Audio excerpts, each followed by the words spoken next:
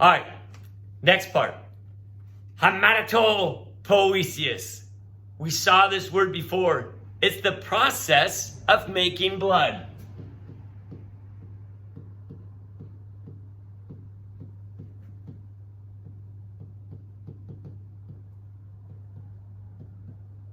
Finally, I get to talk about it. I always was just saying, oh, your bone marrow does it, your bone marrow. And then I try to get a little bit more specific. It's your red marrow that does this. Well, here you go. Actually, inside the red marrow are these stem cells called hemiocytoblasts. They make your blood. Done by hemiocytoblasts.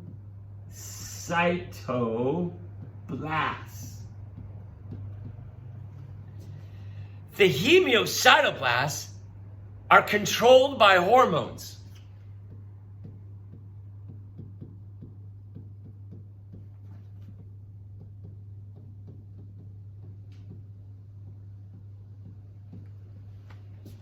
And there's three hormones: your erythropoietin, thrombopoietin, and interleukin.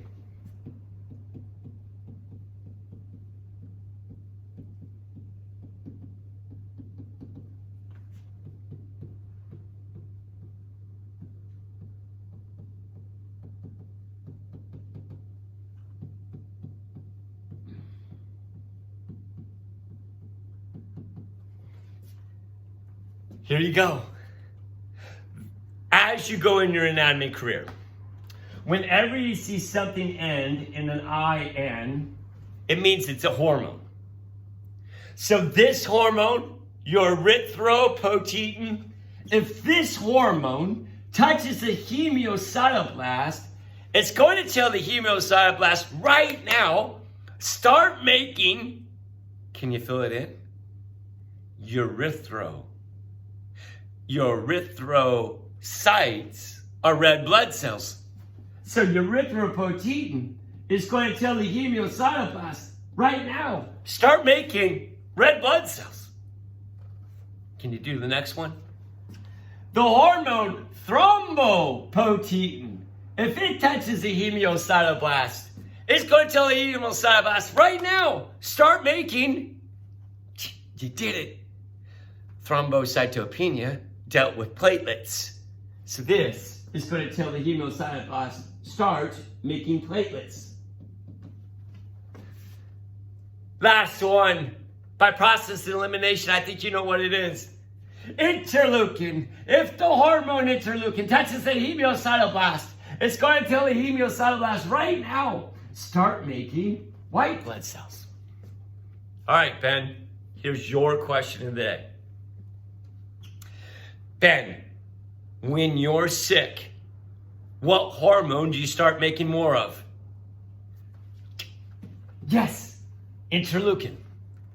And the interleukin will tell the hemiocytoblast to start making, yes, white blood cells.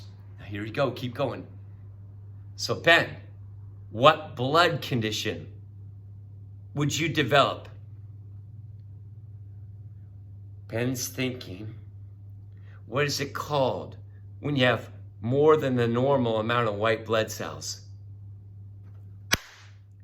Leukocytosis.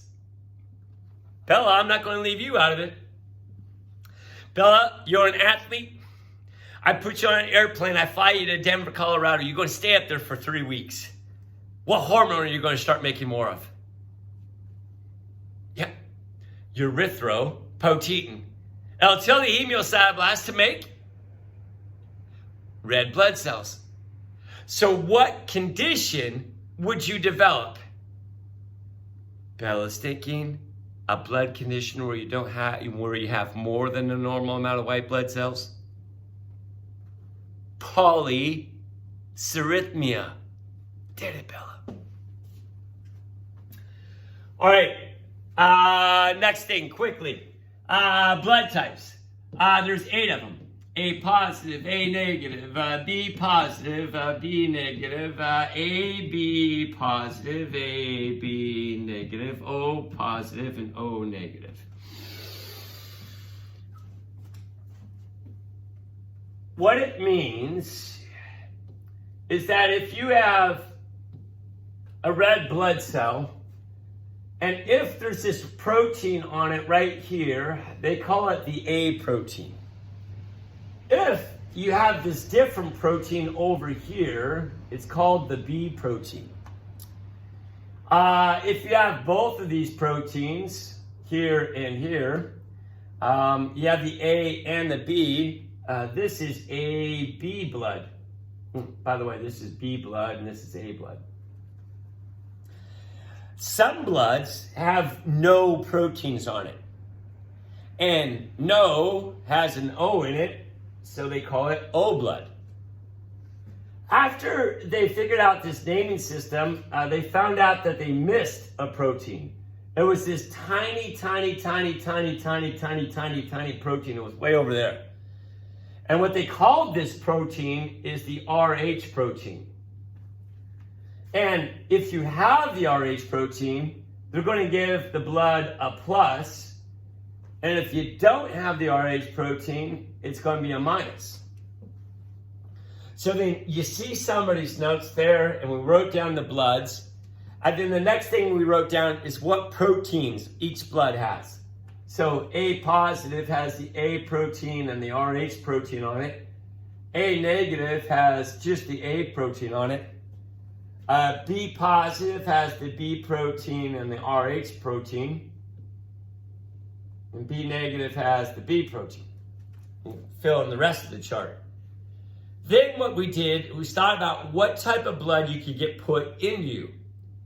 And the rule of thumb is that you can't get a protein put into you that you're not used to seeing. If that's the case, your white blood cells are going to see it as something bad and destroy it. So for A positive blood, there's actually 4 bloods you could get put into you. You can get A positive blood put into you, obviously. That's what you used to have. And you can put A negative blood in you. A negative has the A protein in it, and you're used to seeing that. O positive has just the Rh protein on it, and O negative has none. So, since you're used to seeing the Rh protein, you can get O positive put in you. And since O negative has no proteins in there, you can get that put in you. A negative blood, there's only 2 bloods you could get. You could get A negative, and you could get O negative. What would happen if you put O positive blood in you? Well, O positive has the Rh protein, and you're not used to seeing that. So that's a new protein in your body, and your white blood cells would destroy it. So we filled in the rest of the chart here, and since O negative can be given to anybody, there's a term for it, and it's called the universal donor. So in the back of every ambulance, there's bags of O negative blood. So if somebody needs blood right away, they're just going to dump O negative in it. All right, Bella and Ben, that's what we did last Monday. I'm going to end this right here, and then I'm going to make some more videos about what we did last Friday.